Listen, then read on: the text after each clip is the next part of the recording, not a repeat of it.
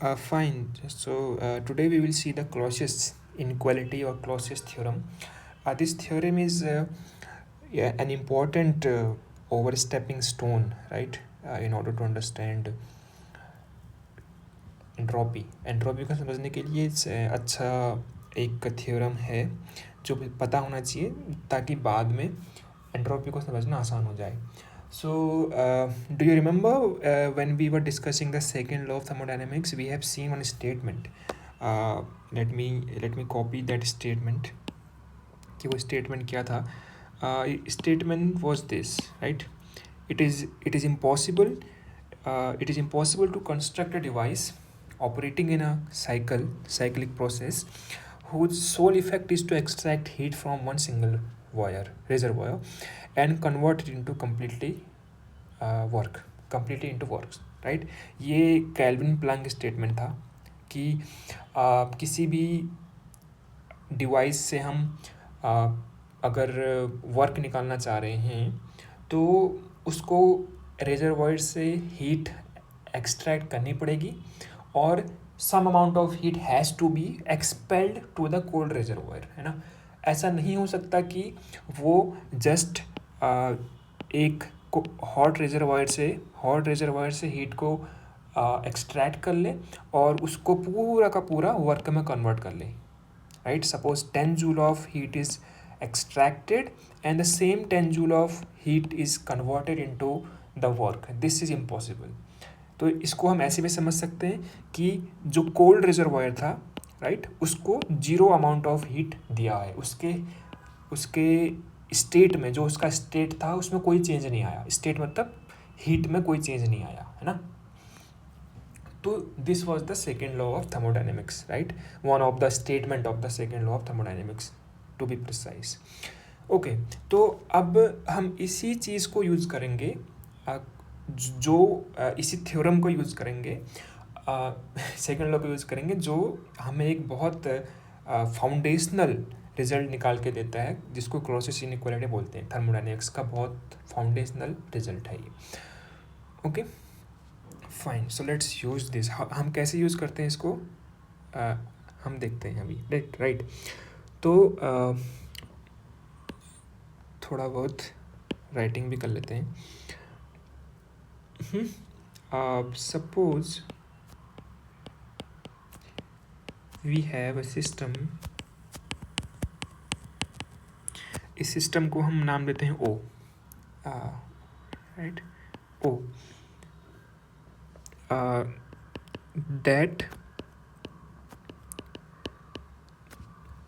that performs a cyclic process. ठीक है.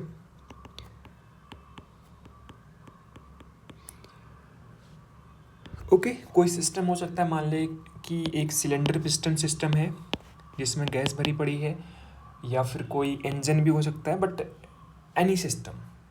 But the property of that system in this case is that it is undergoing on a cyclic process. Cyclic process में जाने का क्या मतलब है कि जिस इनिशियल थर्मोडाइनमिक स्टेट से वो स्टार्ट कर रहा है system, suppose pressure is P, volume is V, temperature is T, number of particles in the gas is N if the system is gas. तो यहाँ से जब उसने स्टार्ट किया तो वो कुछ इंटरेक्शन करने के बाद it will come back to the home, right. तो इसको साइक्लिक प्रोसेस बोलते हैं. तो हमने कोई एक सिस्टम ऐसा अज्यूम किया, कुछ भी हो सकता है वो, जैसे हमने बोला कि गैस का एक कंटेनर हो सकता है जिसमें पिस्टन लगी हुई है, राइट. और सपोज कर लो कि कोई मैग्नेटिक सिस्टम में कुछ भी हो सकता है.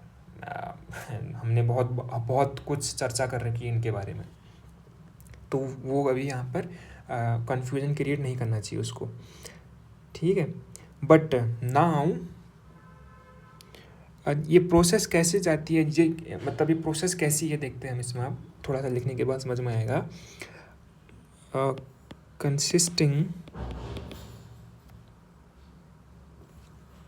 Of sequence of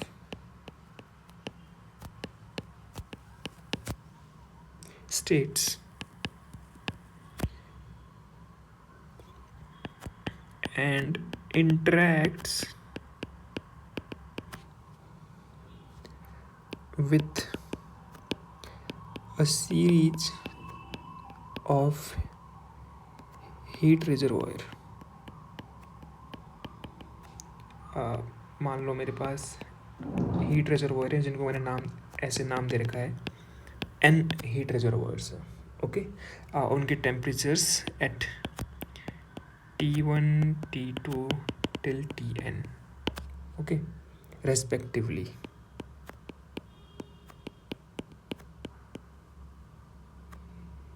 And exchanging heat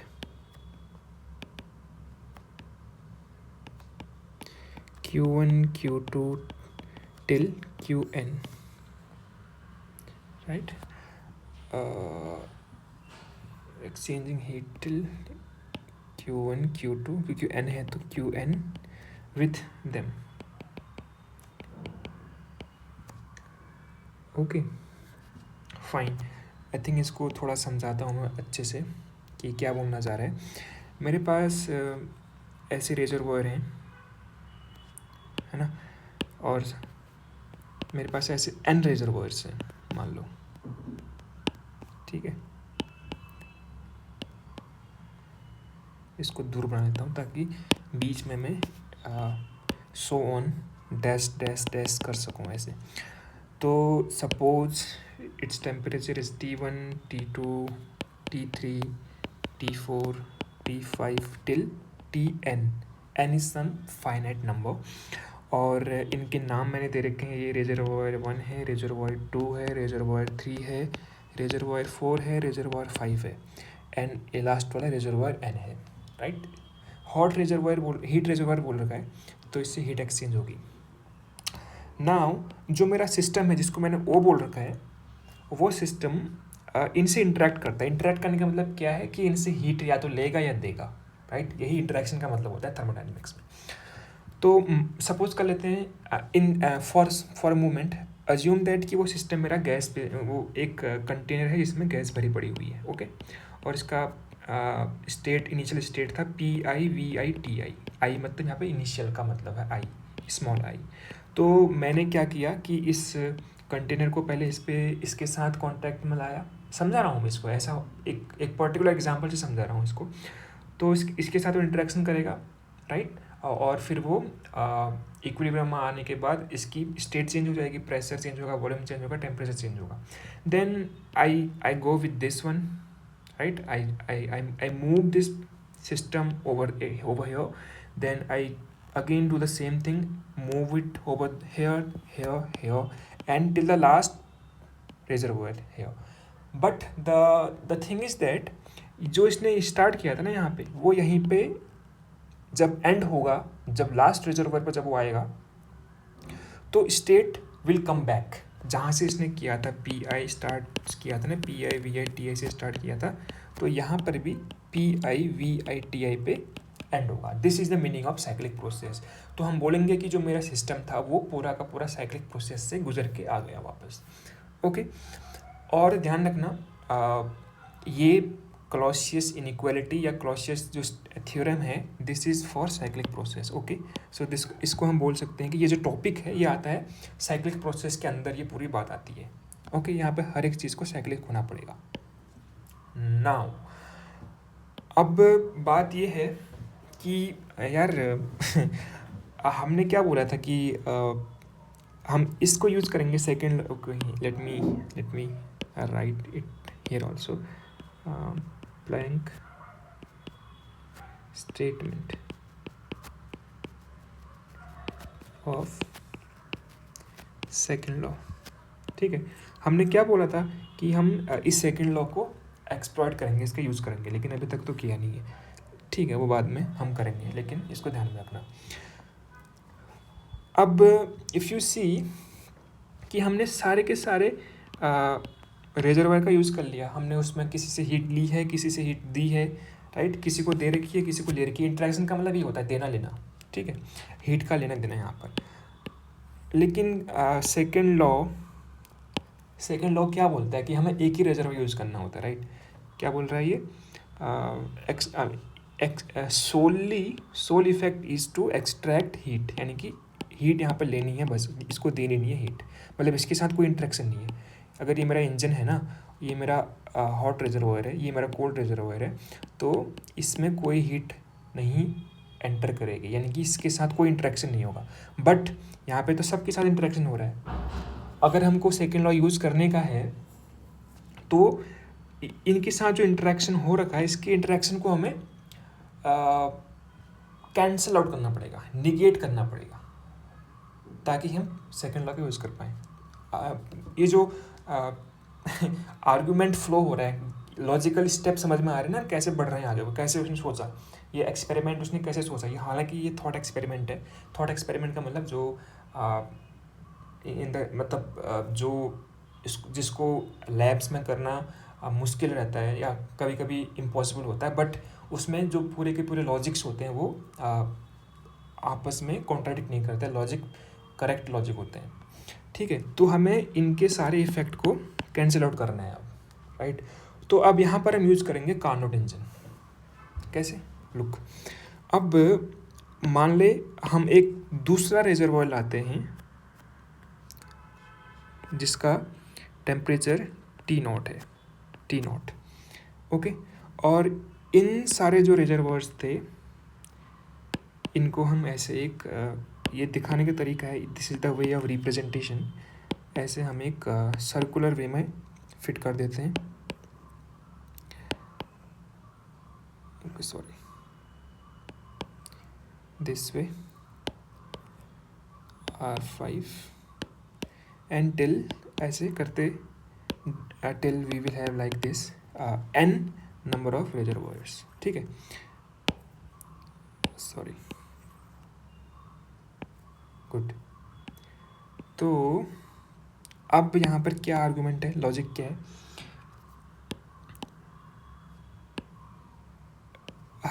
अब दो रिजर्वॉयर हैं, मतलब we have this pair of reservoir, this pair of reservoir, this pair of reservoir, right? So this way we have n pair of reservoirs, right? Because we have we have n reservoirs and there is a central reservoir T0। तो अब हम इन reservoir के बीच में एक अपना engine लगा सकते हैं, Carnot engine, like this way C1। ठीक है, and similarly here we can use Carnot engine C2। क्यों कर रहे हैं भी बताते हैं, just be patient, हड़बड़ी नहीं करने का कि ये चल क्या रहा है, everything will be cleared within a moment। C3 and C4, then C5, okay, then CN। Diagram थोड़ा मतलब क्लियर नहीं बने हैं properly, but still I hope you understand what I mean. तो इसका पर्पज़ क्या है, कार्नोट इंजन लाने का पर्पज़ क्या है? पर्पज़ ये है कि हमने देखा था कि यार ये जो हमारा सिस्टम था O, राइट, हमारा जो सिस्टम था O, उसको मत भूलना, वो सिस्टम ने क्या किया था, उसने क्या किया था कि इन सब के साथ इंटरेक्शन किया था, R1 R2 R3 till Rn सब के साथ इंटरेक्शन किया था। इंटरेक्शन करने का मीनिंग ये है कि हीट का लेना देना होगा, राइट। उस लेने देने को कंपनसेट करने के लिए, निगेट करने के लिए we are using this Carnot engine. Carnot engine में क्या होता है कि सपोज कर लो इस पेयर की हम बात करते हैं, इस C1 कार्नोट इंजन की हम बात करते हैं, फर्स्ट कार्नोट इंजन की अगर हम बात करते हैं तो हमने कार्नोट इंजन को ऐसे फिट किया हुआ है, ऐसे डिज़ाइन किया हुआ है, इस स्ट्रक्चर को ऐसे बनाया हुआ है कि जितनी हीट या फिर जितना चेंज इस फर्स्ट रिजर्वॉयर में आया था सिस्टम O के कारण, क्योंकि वो उसके साथ इंटरेक्शन कर रहा था, उस चेंज को, मैं जब चेंज बोल रहा हूँ तो इसका मतलब ये कि उस हीट को चाहे वो लिया हो चाहे वो दिया हो, हमें नहीं पता, कुछ भी किया हो, तो उसको कंपनसेट करने के लिए ये जो कार्नोट इंजन है वो यहाँ से हीट दे देगा इसको, या फिर अगर उसने ली होगी तो दे देगा, और अगर उसने दी होगी तो वापस ले लेगा। ठीक है, तो इसीलिए हमें नहीं पता कि अभी ये T0 और T1 में कौन टेम्परेचर बड़ा है कौन टेम्परेचर छोटा है। वो अपने आप हमने एक्सपेरिमेंट ऐसे डिज़ाइन किया हुआ है कि वो खुद ध्यान रख लेगा कि भाई कौन सा टेम्परेचर यहाँ पे बड़ा होगा, कौन सा टेम्परेचर यहाँ पे कम होगा। तो इसलिए हमने इसको बोला कि kind of A thought experiment है, राइट। तो इस तरीके से अब क्या हो गया कि ये जो सारे के सारे रिजर्वायर थे, इसी तरीके, क्योंकि जिस तरीके से इसने इसको कॉम्पनसेट किया उसी तरीके से सेकेंड कार्नोट एंजन भी कॉम्पनसेट करेगा, and so on till n number of Carnot engine. तो इसका फ़ायदा ये होगा कि जो सारे के सारे जो रिजर्वायर थे ना, इन रिजर्वायर पे नेट चेंज जीरो हो जाएगा, यानी कि net amount of heat transfer is zero, right. जो पहले की कुछ नंबर था, सपोज कर ले उसने यहाँ से 10 जूल हीट एनर्जी ले ली थी, राइट, और यहाँ पर उसने 80 जूल दे दी थी। यहाँ से जब ले रहा है तो नेगेटिव, दे रहा है तो पॉजिटिव, मतलब कन्वेंशन फिट कर रहा हूँ मैं। तो अभी क्या था कि मान ली इसने यहाँ पे -100 इससे ले ली थी, तो ये कार्नोट इंजन ऐसे डिज़ाइन करेगा कि इसको 100 जूल दे देगा, तो नेट चेंज इसमें जीरो आ जाएगा। सिमिलरली अगर इसने इसको 80 जूल दे रखा था मेरे सिस्टम ओ ने, तो यहाँ पर जो कार्नोट इंजन है तो इसको वो 80 इससे वापस ले लेगा, तो नेट चेंज इज जीरो। तो finally once the Carnot engine is used or the pair of the Carnot engines are used, what is the outcome, what is the result, what is the conclusion? The conclusion is that all the reservoirs from R1 to Rn have net change equal to 0, ठीक है। तो ये यहाँ से चीज़ निकल के आती है। अब हमने ऐसा क्यों किया, अब हम यहाँ पर सेकेंड लॉ का यूज़ कर सकते हैं, मतलब सेकेंड लॉ का आर्गूमेंट यूज़ कर सकते हैं, क्योंकि सेकेंड लॉ क्या बोलता था कि जहाँ जो एक ही ये जो बीच वाला हमारा अब यहाँ पर रिजर्वायर बचा वो ही ऑपरेशनल है। ऑपरेशनल मतलब ऑपरेशनल वर्ड बोलना गलत है। जो T0 रिजर्वायर है जिसका टेम्परेचर T0 है, वही रिजर्वायर के साथ नेट चेंज जीरो नहीं है, राइट। बाकी सब रिजर्वायर्स का नेट चेंज जीरो हो गया, और यही तो हमारा सेकंड लॉ का एक रिक्वायरमेंट थी। रिक्वायरमेंट क्या थी कि सेकंड लॉ की एक रिजर्वायर हमारा के साथ नेट चेंज जीरो नहीं होगा और दूसरे रिजर्वायर के साथ हमारा नेट चेंज जीरो होगा, राइट। ये समझ में आ रहा है बात, गुड। अगर इतनी बात समझ में आ गई है तो now we can proceed further. But उसके लिए थोड़ा वर्डिंग लिख देता हूँ, जो मैंने अपने शब्दों में इतना बोल रखा है उसको मैं यहाँ पर नोट डाउन भी कर लेता हूँ, ठीक है। तो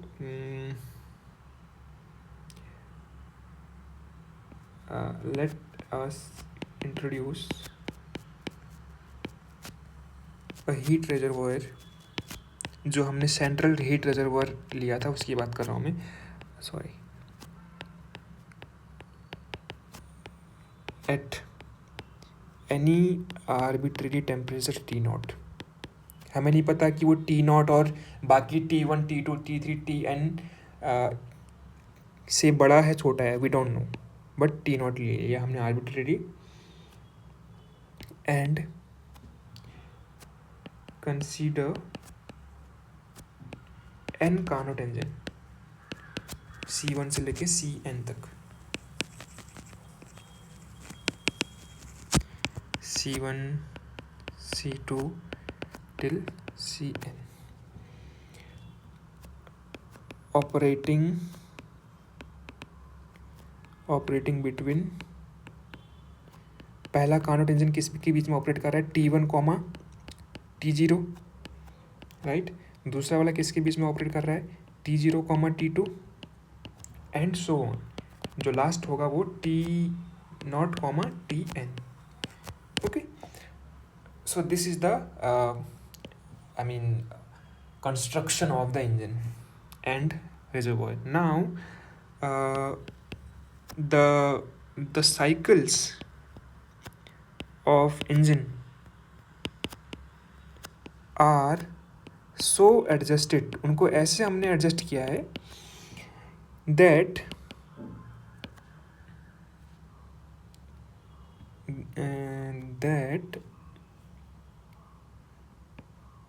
the net change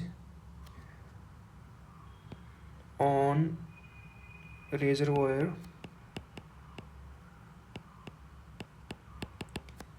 R1 till R2 till Rn R1 comma R2 till Rn is zero, net change is zero.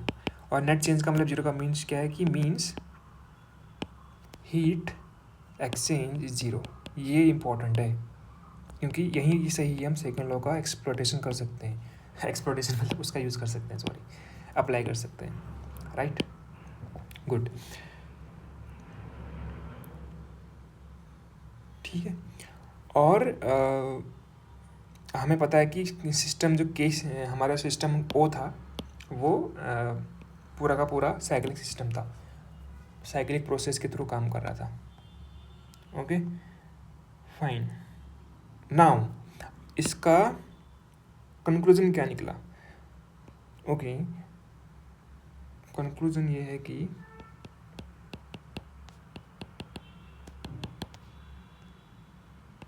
पहला, the system O returns to the initial state, क्योंकि वो साइक्लिक प्रोसेस थी ना, जहाँ से उसने स्टार्ट किया वहीं पे उसने ख़त्म किया। दूसरा कंक्लूजन क्या निकला कि all reservoir except T not, all reservoir that is R1 R2 till Rn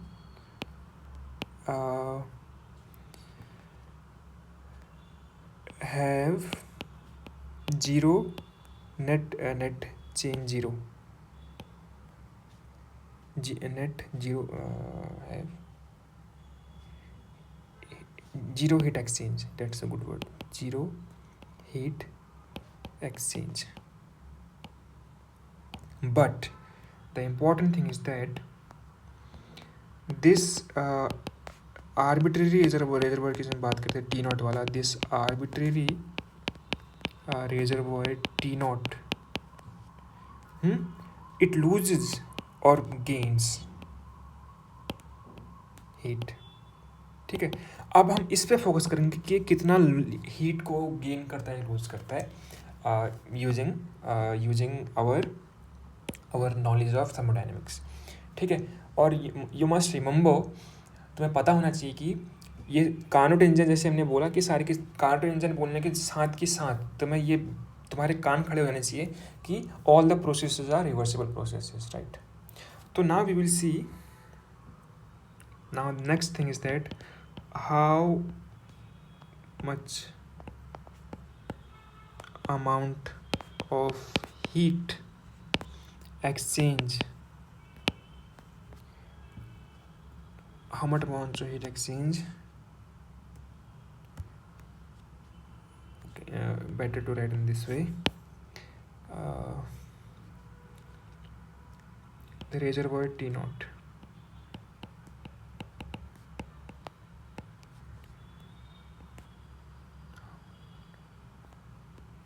ठीक है, ऐसे how much amount of heat reservoir T not exchange, ये हमारा नेक्स्ट गोल रहेगा और यहीं से ही पूरा रिजल्ट निकल के आ जाएगा। फाइन। तो अगर ये हमें पता चल गया तो we can get the Clausius statement और थ्योरम। बट यहाँ पे मैं थोड़ा सा रिपीट करता हूँ ताकि ये थोड़ा सा कन्फ्यूजिंग लग सकता है पहली बार में।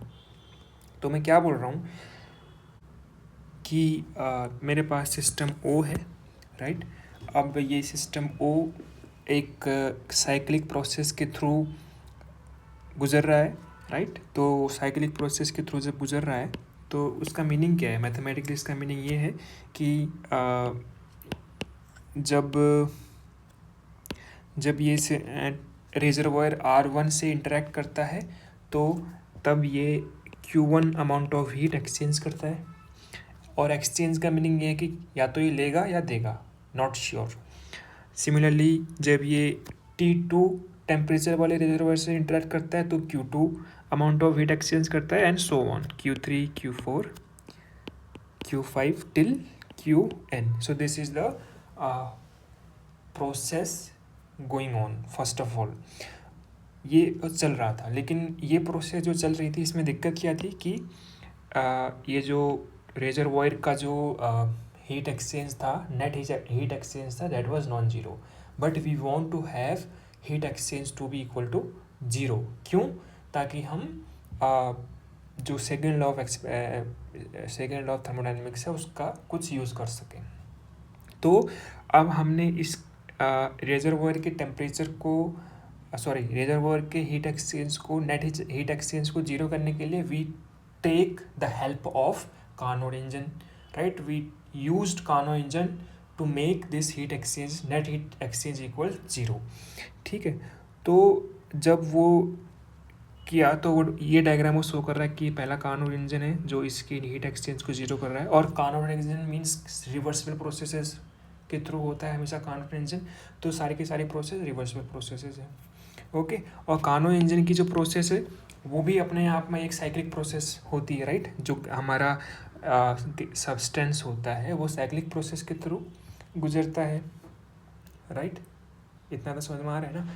तो अब बात ये है कि कोई भी साइक्लिक प्रोसेस है, मे बी मुझे नहीं पता कि मैंने पहले बताया कि नहीं बताया, but still you should know that in cyclic process, right, in cyclic process the amount of heat absorbed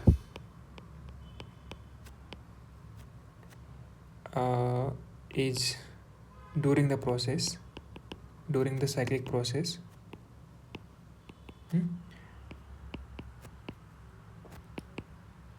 is equal to the work done, equal to the work performed या work done,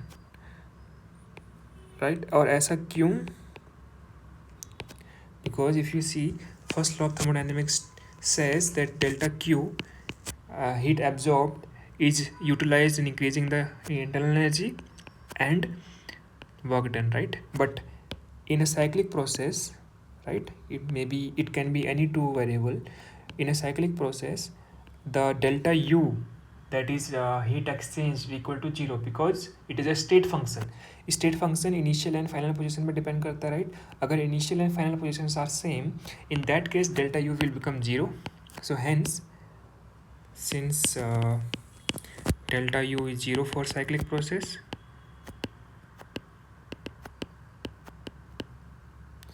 therefore delta Q is equal to delta W, that is heat absorbed is equal to the work done। जितना भी heat उसने लिया वो सारा का सारा work में कन्वर्ट हो जाएगा।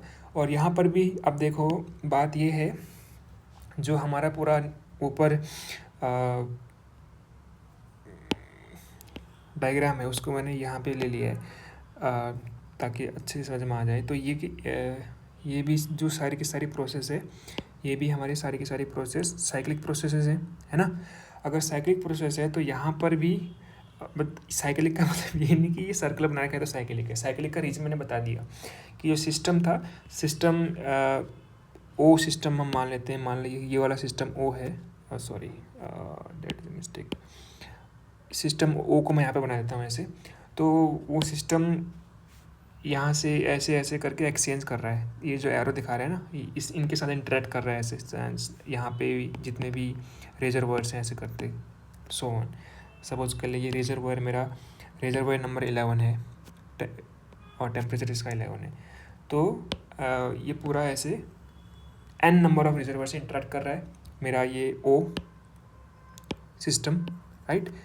और ये पूरी साइक्लिक प्रोसेस के थ्रू जा रहा है क्योंकि इसकी इनिशियल स्टेट और फाइनल स्टेट सेम हो जाएंगी, right. Again I am saying कि ये सर्कल का मतलब साइक्लिक नहीं है, ये मिस्टेक हो सकती है तरह से। वो सर्कल इसलिए बना रखा है ताकि साइक्लिक से वो मैच करता है, लेकिन जो मेन रीज़न है साइक्लिक प्रोसेस का वो तुझे पता होना चाहिए। एंड ये जो हमारे इस C1 C2 C3 लिख रखे हैं ये हमारे इंजन है। मैंने ऊपर डायग्राम में इंजन को ऐसे सर्कल से बना रखा था, बट यहाँ पे जस्ट C1 का मतलब यहाँ पे इंजन है ऐसे, ओके। कार्नोट इंजन है, ध्यान रखना, ये 11 कार्नोट इंजन लाइक दिस, ठीक है। तो पूरी की पूरी साइक्लिक प्रोसेस है, राइट। क्योंकि यहाँ पे ध्यान रखना 2 सिस्टम है। पहला हमारा सिस्टम है ये बाहर वाला पूरा का पूरा जो हमने पहले स्टार्टिंग में लिया था, जिसमें रेजरवायर था बस, और एक सिस्टम हमने रखा था जैसे गैस, एक पिस्टन सिलेंडर गैस, राइट। और ये बाद में हमने इनको इंट्रोड्यूस किया कार्नोट इंजन को, क्यों? ताकि हमारा जो रेजरवायर का नेट हीट ट्रांसफ़र हो वो जीरो किया जा सके। तो दो सिस्टम है और दोनों के दोनों सिस्टम साइक्लिक प्रोसेस के थ्रू गुजर रहे हैं। तो अगर दोनों के सिस्टम साइक्लिक प्रोसेस के थ्रू गुजर रहे हैं तो इसका मीनिंग ये है कि जो पूरा एक कंबाइंड सिस्टम है ये as a whole, this as a whole is going through a cyclic process, right. अगर कोई कंपोजिट सिस्टम, कंपोजिट का मतलब जो मल्टीपल कंपोनेंट से बना हुआ हो, अगर वो साइक्लिक कब हो सकता है? वो साइक्लिक तब हो सकता है जब उसकी इंडिविजुअल कंपोनेंट साइक्लिक हो। तो यहाँ पर इंडिविजुअल कंपोनेंट साइक्लिक है, तो इसलिए यहाँ पर पूरा का पूरा सिस्टम साइक्लिक है, राइट। एक एक चीज़ को पकड़ के चलना, ये प्रूफ है, right. This is how the Clausius thought about, जब वो रिसर्च कर रहा था इन चीज़ों पे। पता होना चाहिए कि इंसान सोचता कैसे है। बाकी तो फाइनली रिजल्ट काम का है हमारा जहाँ तक एग्ज़ाम की बात है या बाकी और चीज़ की बात है, but at least you should go through these process कि इंसान सोचता कैसे है और कैसे वो रिजल्ट निकाल के लाता है, जो पूरा थ्योरी बदल देता है, राइट। तो हमारे लिए यहाँ पर जो प्रोसेस है उस प्रोसेस को मैं हाँ, तो यहाँ पे जो हमारी प्रोसेस है combined process is cyclic process, है ना। जिसमें क्या है, कंबाइंड प्रोसेस में कौन कौन सी प्रोसेसेस हैं?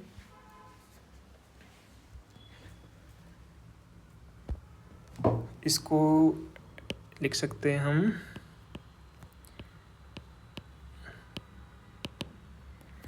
Combined cycle is equal to O cycle plus जितने भी हमारे कार्नोट इंजन थे, C1 plus C2 plus till Cn, ये पूरी की पूरी साइकिल कंप्लीट हो जाएगी। और इस पूरी की पूरी साइकिल जब कंप्लीट हो गई तो we know that therefore in combined cycle delta Q will be equal to delta W, right. क्योंकि डेल्टा U तो जीरो हो जाएगा सबका, क्योंकि कंबाइंड प्रोसेस क्या है हमारी, साइक्लिक है। नाउ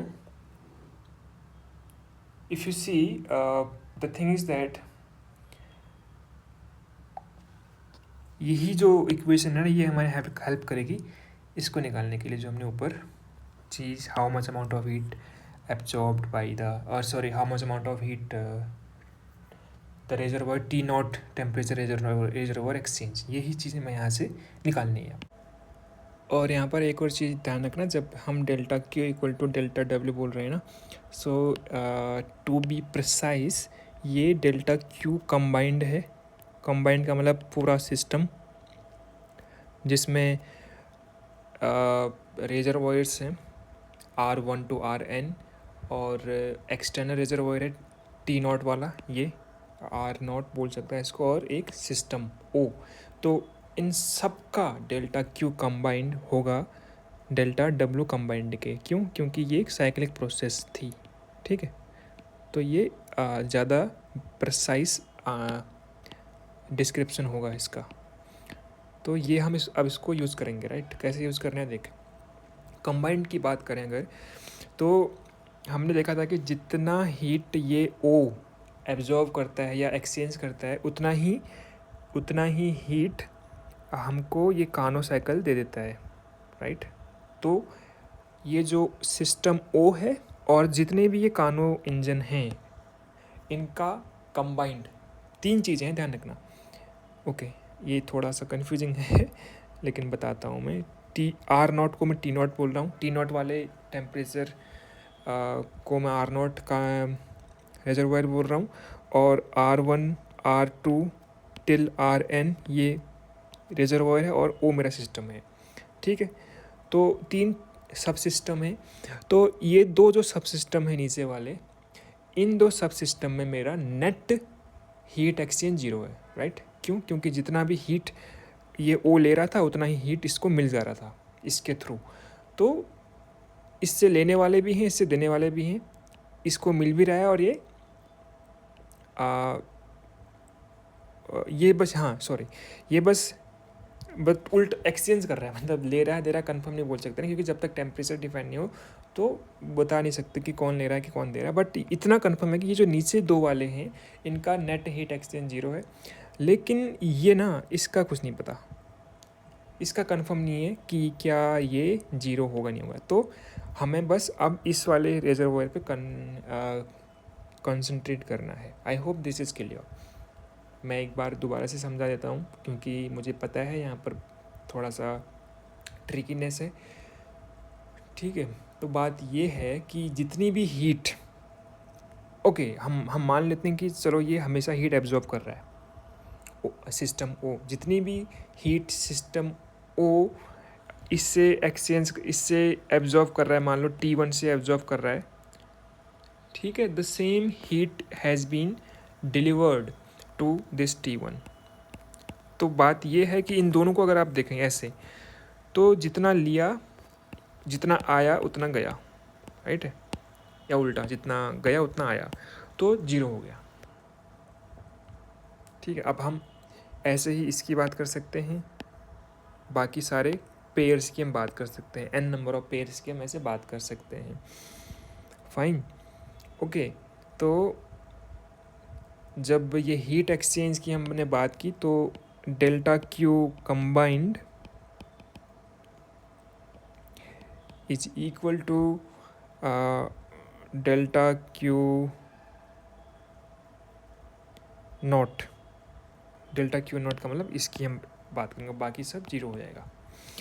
तो अब यहाँ पर हम यूज़ करेंगे रिवर्सिबल साइकिल की जो हमने प्रॉपर्टी पढ़ी हुई थी कि अगर कोई कानो इंजन 2 टेम्परेचर पे काम करता है तो we can use Q0 upon T0 equals Q1 upon T1 here. इस पेयर के लिए हम यूज़ कर सकते हैं ये। सिमिलरली इस पेयर के लिए भी यूज़ कर सकते हैं, ऑल n पेयर्स के लिए हम ये बात यूज़ कर सकते हैं, right. Okay, so we can write that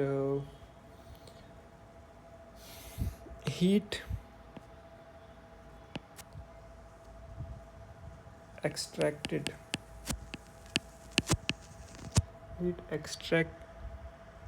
from reservoir T0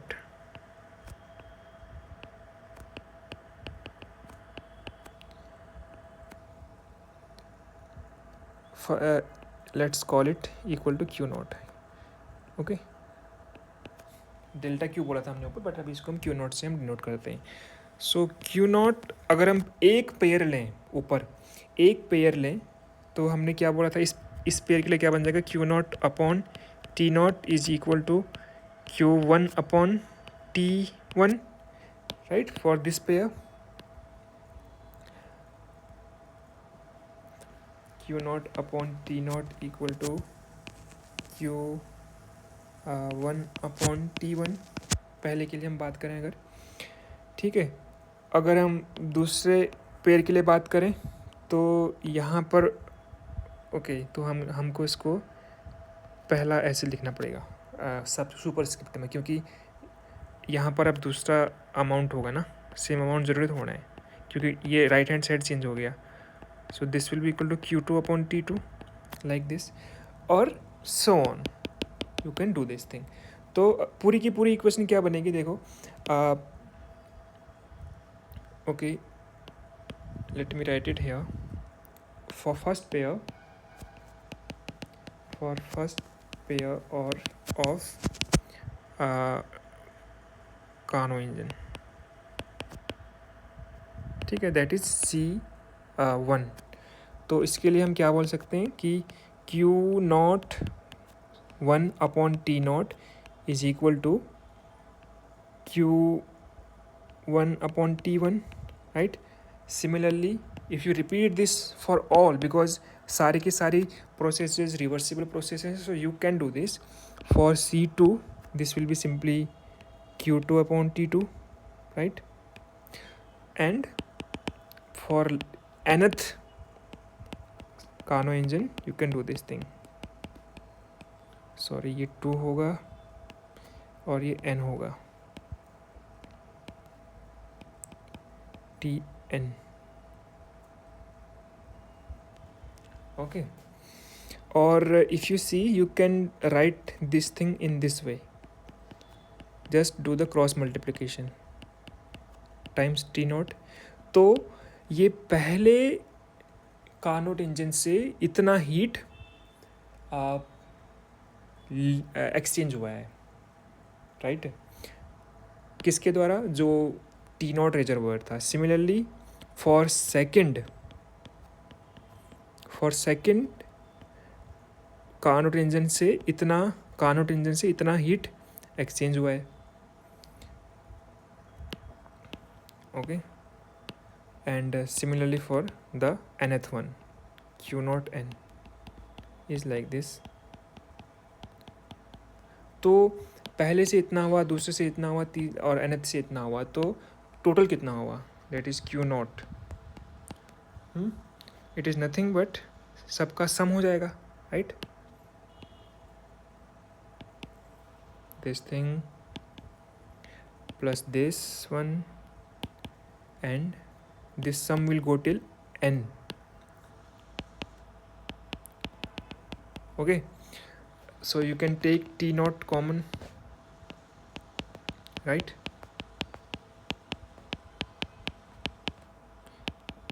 Till Qn by Tn, and you can write this in the summation form because it is in structured way, और better to write it as I. और क्योंकि n हमने पहले use किया है, n की value 1 से लेके n तक हो जाएगी, Q0. ठीक है. और हमने बोला था कि भाई ये साइक्लिक प्रोसेसेस है, इसको डेल्टा क्यू ही बोलते हैं. हाँ, ऊपर हमने डेल्टा क्यू बोला था. तो हमने बोला था कि since for cyclic process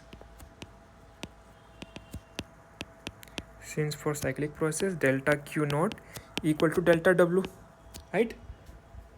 but the important thing is that यहाँ पर सेकेंड लॉ काम आएगा. हम पूरे combined system of second law की लगा रहे हैं कि इस पूरे सिस्टम से एक ही रेजर्वायर से काम लिया जा रहा है, सॉरी एक ही रेजर्वायर से हीट ली जा रही है, और बाकी के सारे रेजर्वायर पे नेट हीट एक्सचेंज 0 है, राइट? याद कर Kelvin Planck law, the second law. what it was saying कि let's remove it. It was saying कि अगर मेरे पास कोई रेजर्वायर है या कोई डिवाइस है जो 2 टेम्परेचर पे काम कर रही है, राइट? तो इट इज़, और ये वर्क डन भी कर रही है, तो ये नहीं हो सकता कि ये वाला रेजर्वायर काम ना करे. मतलब इस रेजर्वायर का कोई यहाँ पे कंट्रीब्यूशन ना हो. This reservoir should be interacting का meaning this reservoir should take the heats, right? The heat should be expelled to this reservoir. ये QH अगर ये Q लो है और ये H हाई टेम्परेचर, तो इस पे कुछ ना कुछ हीट जानी पड़ेगी, राइट? लेकिन यहाँ पर क्या हो रहा है, इनमें कोई भी हीट नहीं जा रही है. नेट, ध्यान रखना नेट वैसे तो जा तो रही है, but as a whole system, इस पूरे सिस्टम को अगर हम लें, पूरे डिवाइस को, इस पूरी मशीन को अगर हम लें एज अ होल, तो एज अ होल क्या दिख रहा है हमें? यहाँ से तो निकल रहा है हीट, तो यहाँ से ली जा रही है, बट इसमें जो नेट हीट है जो जा रही है इन रेजर्वायर्स में, वो नेट हीट 0 है. और ऐसे केसेस में सेकेंड लॉ क्या बोलता है? अगर इनमें से कोई हीट नहीं जा रही है, तो ये वर्क डन नहीं हो सकता है, यानी कि वी कांट गेट वर्क. तो मैथमेटिकली इसको हम ऐसे लिखेंगे ना कि delta Q0 equal to delta W, right? Okay. लेकिन सेकेंड लॉ क्या बोलता है, according to second law of thermodynamics,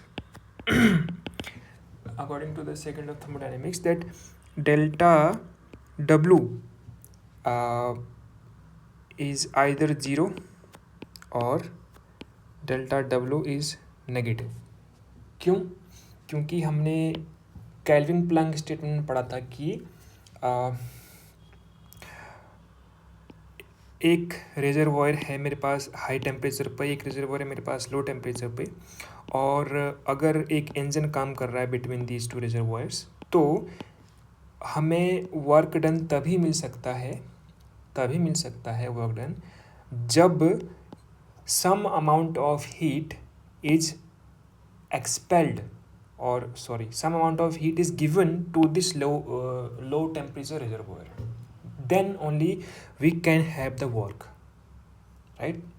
अलग इस कॉन्टेक्स्ट में इसको ऐसे देख सकें लोगों कि वर्क मिलने की कंडीशन तभी है, I mean there is a positive amount of work मिलना मतलब आउटपुट मिलना, right. Of output is positive if and only if there is some amount of heat thrown to the lower temperature reservoir.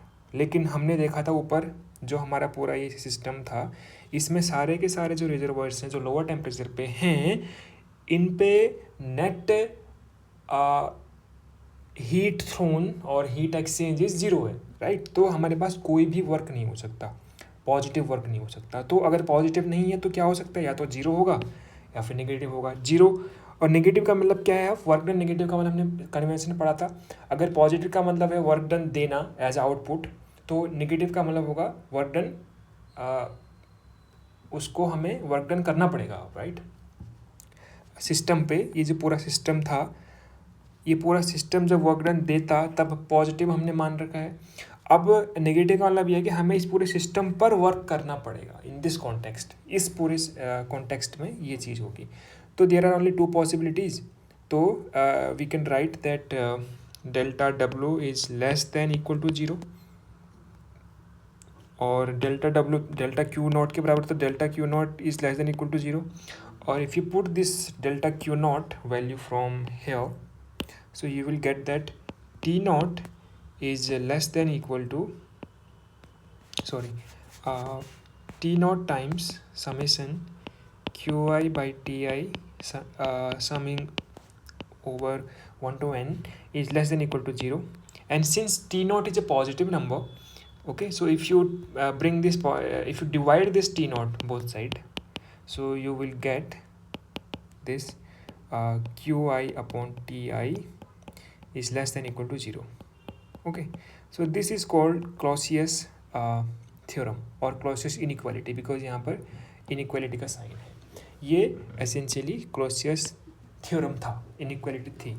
Now since you know that reversible process में क्या होता है कि you can reverse the process, right। अगर ये जो QI हमने लिखा है, QI जो था एक रिजर्वॉयर से एक्सचेंज किया गया हीट है, मान लो वो हीट इसको दे रखी है, Qi अमाउंट ऑफ हीट इस रिजर्वर Ri को दे रखी है, तो हम इस प्रोसेस को रिवर्स भी कर सकते हैं। Like if you reverse it तो कैसा दिखेगा, you can reverse the process in reversible process, so it will become now minus Qi, right.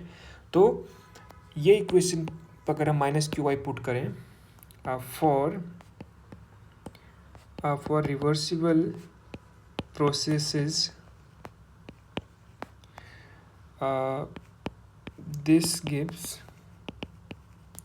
minus Qi upon Ti where I runs from 1 to n is less than equal to 0. And you know that if you want to remove this negative sign, you need to change the inequality, right। you need to reverse the sign of inequality, तो ये क्या बनेगा, greater than equal to 0. अब if you compare these two equation, reversible process के लिए ये भी सही है और ये भी सही है, ठीक है। अगर कोई नंबर जीरो के बराबर भी है, छोटा भी है, और जीरो से बड़ा भी है और बराबर भी है, तो इसका मतलब क्या है कि वो number itself is zero. Therefore for reversible processes summation qi by ti equals 0 where I runs from 1 to n. Okay, so this is for reversible processes. Or for irreversible processes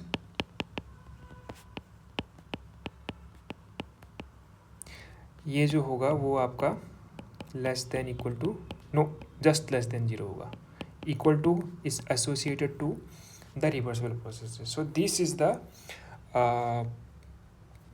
is how the inequality and equality distributed to reversible and irreversible processes. Okay, let me write it here. This is called Clausius inequality. Okay, पूरा लिख देते हैं. Equality, fine. ये पूरी बात थी.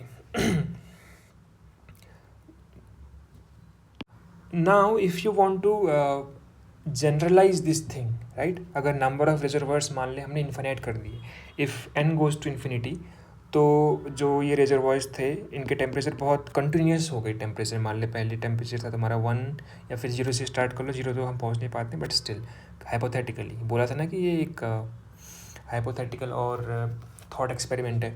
तो 0 से स्टार्ट कर ले, फिर 0 पॉइंट इसके सबसे नज़दीक वाला नंबर ले ले जितना भी हो सकता है 1, फिर कर लाइक फिर 0.00001, मतलब समझ रहे हैं ना. Continuous temperature is now continuous function. ठीक है, तो उस केस में क्या होगा कि जब एनी टेंडिंग टू 0 हो जाएगा तो हमारे पास इन्फाइनाइट नंबर ऑफ रिजर्वर्स मान सकते हैं तो पूरे सिस्टम में. तो उस केस में जो अमाउंट ऑफ हीट होगी वो भी इन्फिनिटेसिमल हीट एक्सचेंज हो जाएगा और टेम्परेचर तो फिक्स ही है. तो now this summation will convert into the integral, and this circle in the integral sign shows that this is a cyclic process. That's why it is given in this way.